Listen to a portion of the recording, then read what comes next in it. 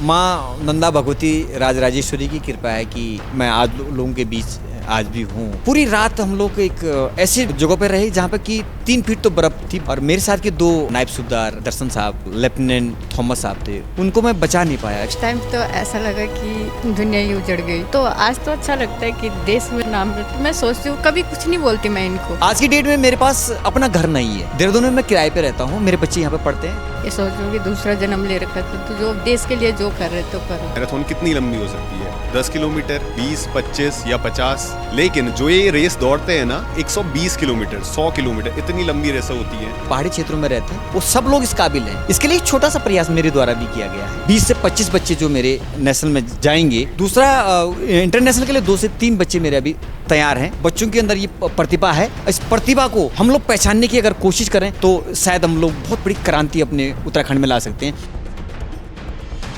तो दोस्तों, देश दुनिया में फिर से एक बार भारत का डंका बज रहा है, फिर से एक बार तिरंगा ऊंचा हो रहा है। और ऊंचा करने वाले कौन हैं? कलम सिंह बिष्ट जी। तो दोस्तों, ओमान में एक रेस होती है जिसमें कुल 68 कंट्रीज़, अलग अलग कंट्रीज़ पार्ट लेती हैं, जिनमें से भी 4500 रिप्रेजेंटेटिव्स हैं, वो पार्ट लेते हैं। और उनमें विजयी हासिल करते हैं उत्तराखंड के चमोली से बिलोंग करने वाले, छोटे से गांव से बिलोंग करने वाले कलम सिंह बिष्ट जी। बिष्ट जी, आपको कैसा लग रहा है? आप मेडल जीत के लाए हैं, पूरी देश का नाम रोशन किया है आपने दुनिया में। धन्यवाद। मुझे बहुत अच्छा लग रहा है। मुझे तब अच्छा लगा जब मुझे अपने तिरंगे को अपने हाथों में लेकर ऊपर उठाने का मौका मिला। ये मेरे लिए बहुत एक ऐसा क्षण था जो कि मेरे जीवन में शायद पहली बार आया था, और वो मैंने विदेश की धरती में अपने तिरंगे को फहराया, और ये बहुत बड़ी उपलब्धि मेरे लिए थी। तो दोस्तों, मैं तो ये कहता हूँ कि ये कोई आम इंसान नहीं है, क्योंकि अब आम इंसान कोई एक आप मैराथन के बारे में सोचिए। मैराथन कितनी लंबी हो सकती है? 10 किलोमीटर, 20, 25 या 50।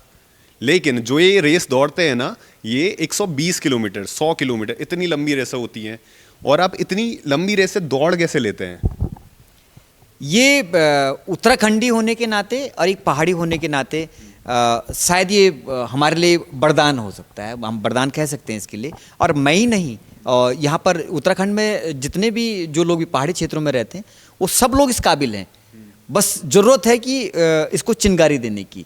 हाँ, उन बच्चों को आगे लाया जाए और उन बच्चों को ट्रेनिंग दी जाए, और इसको फिर हम लोग इसको प्रोजेक्ट कर सकते हैं वर्ल्ड लेवल पे। इसके लिए एक छोटा सा प्रयास मेरे द्वारा भी किया गया है, मुंदोली राइडर्स क्लब के द्वारा।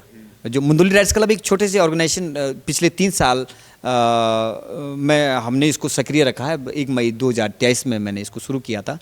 आज की डेट में करीबन 377 बच्चे इसमें हैं, और जिसमें आने वाले समय में जो है कि जो नेशनल गेम आने वाले हैं उसमें लगभग 20 से 25 बच्चे जो मेरे नेशनल में जाएंगे, हाँ बिल्कुल रिप्रेजेंट करेंगे। और दूसरा इंटरनेशनल के लिए 2 से 3 बच्चे मेरे अभी तैयार हैं।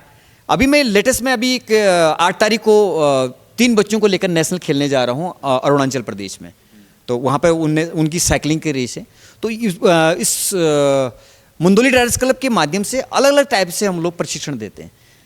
रनिंग, साइकिलिंग और yoga, mountaineering, badminton, boxing, music, singing, dancing, competitive examination preparation, computer. क्योंकि हर बच्चे के अंदर एक अलग टैलेंट होता है। अब हम हर बच्चे से दौड़ने लगवा सकते हैं। हर बच्चा एक अलग तरीके से अपने आप को ग्रो करना चाहता है। तो ये बखूबी हमारे अंदर, हमारे बच्चों के अंदर ये प्रतिभा है। इस प्रतिभा को हम लोग पहचानने की अगर कोशिश करें तो शायद हम लोग बहुत बड़ी क्रांति अपने उत्तराखंड में ला सकते हैं। और इस क्रांति से क्या होगा कि देश का झंडा विदेशों में फहराया जाएगा, और देश के सभी लोगों को इस पर गर्व महसूस होगा, और इन बच्चों को एक नई दुनिया देखने का मौका मिलेगा।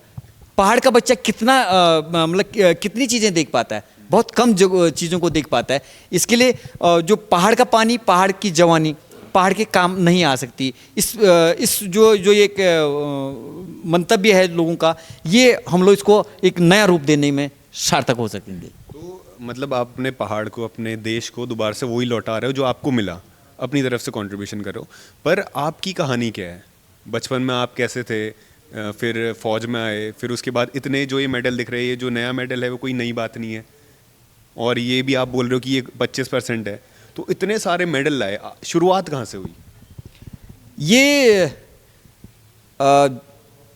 मेरा छोटा सा गांव है, चमोली डिस्ट्रिक्ट का सीमांत गांव मुंदोली। वहाँ पर मेरे पिताजी स्वर्गीय श्री जय सिंह बिष्ट, वो बड़े मेहनती और डेडिकेटेड थे, और उनने वो तब तक किसी चीज़ से हार नहीं मानते जब तक उसको पूरा नहीं कर लेते थे। वो आर्मी में नहीं थे, वो सिविल में ही थे। तो उनने वो एक अनाथ थे, और अनाथ होने के बावजूद उनने अपने जीवन को जीरो से शुरू किया, और जीरो से शुरू किया, और उनने इस मुकाम तक पहुंचाया कि हमें कभी सर झुकाने का मौका नहीं मिला। और हमने गरीबी बड़ी करीबी से देखी हुई है, गरीबी और वो क्या कहते हैं, अभाव। तो गरीबी और अभाव में जीने की जो हमें पहले से आदत थी, और उसका जो प्रतिफल ये हुआ कि हम लोग उन बच्चों को आइडेंटिफाई कर पा रहे हैं, उन बच्चों को देख पा रहे हैं कि जो गरीबी में बच्चे के अंदर क्या क्या गुजरती है, उसको किन किन चीज़ों से निकलना पड़ता है। आप कैसे पहुँचे? रेसिंग कब से शुरू की आपने, फिर फौज में जैसे आपको बढ़ावा दिया गया, और आज आप इस मुकाम पे हैं, ये कब से शुरू हुआ? ये मेरा स्कूलिंग टाइम से शुरू हो गया था। मैं जब स्कूलिंग करता था तो मेरे 12 किलोमीटर का लगभग मेरा रन अप हो रहता था। कई बार तो मेरे को स्कूल से लेट हो जाती तो मैं दौड़ के जाया करता था। तो पहाड़ी रास्तों में जाने की जो ये हैबिट थी, ये मेरे लिए काफ़ी सहायक रही। उसके बाद जो है मैं जैसे मैंने 10 क्लियर किया, और उसके बाद मैं आर्मी में मैंने अप्लाई किया, वो चीज़ मेरी वहाँ काम आई। उसके बाद मैंने जो 15-16 साल वहाँ पे दिए, उस ड्यूरेशन में मैंने काफ़ी कंपटीशनों में मैंने पार्टिसिपेट किया, वहाँ पे भी मेरा स्थान रहता था। लेकिन आर्मी के ड्यूरेशन में वहाँ की ड्यूटियाँ, बहुत सारी चीज़ें होती हैं, जिम्मेदारियों के साथ साथ हमें अपनी रेस भी करनी होती थी, तो वहाँ पर अपने आप को इतना ग्रो नहीं कर पाया। फिर फाइनली जो है वहाँ पर मैंने 2 बार कमीशन के लिए भी ट्राई किया, तो कमीशन में भी SSB 2 बार दी, तो लेकिन क्लियर नहीं कर पाया।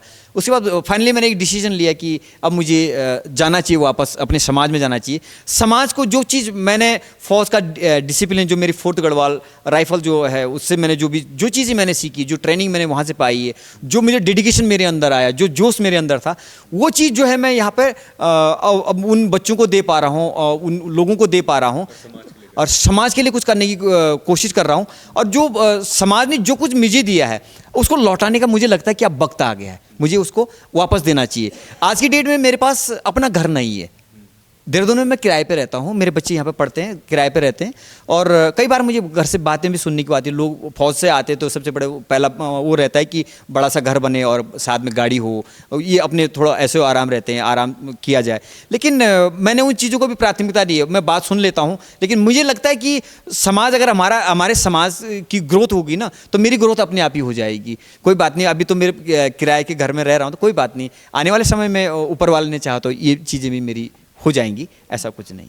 तो जो ये मेडल जीतने का सिलसिला होता है ना, ये सिर्फ रेस करने वाले का नहीं होता है, ये परिवार का भी इसमें बहुत सारा साथ होता है। तो मैम, आप इसको कैसे देखते हैं? ये आज मेडल लेके आए हैं, लेकिन इनमें आप बोल रही थी कि आप भी इनके साथ 20-20 किलोमीटर दौड़ जाती है, आपकी क्या मेहनत है और कितना परेशान करते हैं आपको?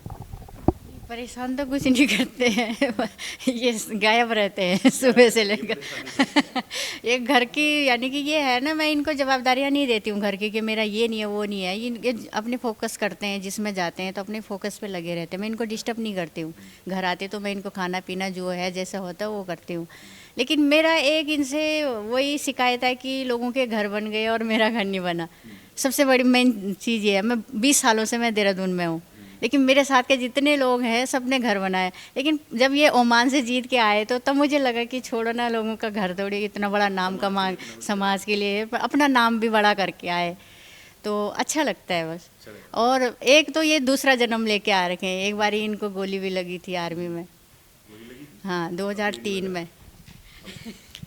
हाँ, माँ भारती की सेवा करते करते एक बार गोली लग गई थी, और घर में, हाँ युद्ध में गोली लग गई थी, और घर में बड़ा वो रहा था, बड़ा माहौल बिल्कुल ऐसा हो गया था। और माँ नंदा भगवती राजराजेश्वरी की कृपा है कि मैं आज लोगों के बीच आज भी हूँ। और मेरे साथ के दो एक नायब सूबेदार दर्शन साहब और एक लेफ्टिनेंट थॉमस साहब थे, उनको अपनी शहादत देनी पड़ी इस मातृभूमि के लिए। और वो उसे ये लगा कि चलो मैं इस धरती के लिए कुछ करने का मौका मिला है। हाँ, लगभग 2003 की घटना है, 6 मई के आसपास की है। और ये पूरी रात हम लोग एक ऐसी जगह पर रहे जहाँ पर कि 3 फीट तो बर्फ़ थी, बर्फ़ के ऊपर हम लोग पूरी रात हम वहाँ पर रहे, वहाँ पर सर्वाइव किया जैसे कैसे। और मुझे वो जो नायब सूबेदार दर्शन सिंह साहब की बात मैं कर रहा हूँ, उनको मैं बचा नहीं पाया एक्चुअली। वो भी मेरे साथ ही थे। उनको 2 गोलियां लगी थी, उनका एक यहाँ से लग गई थी गले से, और एक पेट में लग गई थी, तो वो आप सीने पे भी क्रॉस कर गई थी। तो ये बड़ा दुर्भाग्य था। और माँ भारती की सेवा में अक्सर फौजी होने के नाते ये एक इतना तो करना पड़ता है, ये तो हमारी उसका ट्रेनिंग का हिस्सा भी रहता है।